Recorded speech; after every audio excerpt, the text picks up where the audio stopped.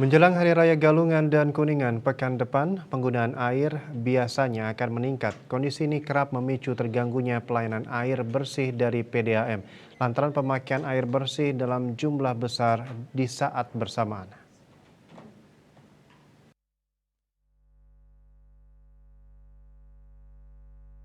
Direktur Perumda Panca Mahotama Klungkung Inyoman Renin Suyase Jumat 23 Februari meminta warga untuk menampung air sebelum penambahan galungan agar tetap bisa memenuhi kebutuhan air bersih. Renin menyampaikan berkaca dari kebutuhan saat hari raya, beban pemakaian air bersih kerap memuncak saat hari raya, terutama saat hari raya Galungan dan Kuningan. Saat hari raya ini, umat Hindu biasanya banyak melakukan berbagai kegiatan adat, baik di masing-masing banjar maupun di rumah.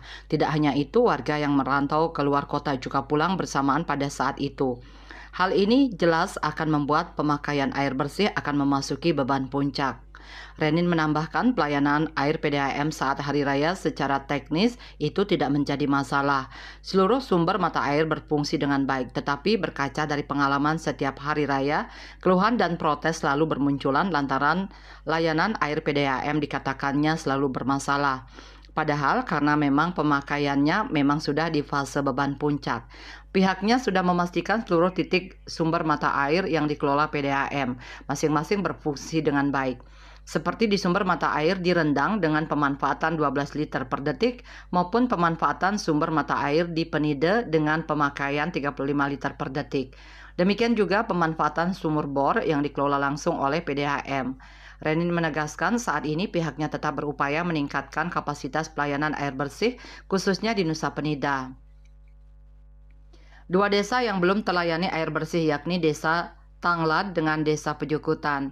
Khusus di Desa Tanglad, targetnya tahun ini sudah direalisasikan 367 sambungan rumah SR baru yang didanai langsung oleh Dana Impres. Sementara untuk Pejukutan masih masuk daftar tunggu.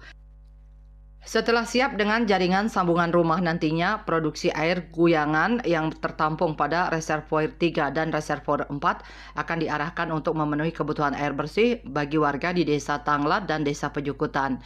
Jika dua desa tersisa ini sudah terlayani, maka pelayanan air bersih sudah 100% terlayani ke seluruh Nusa Penida.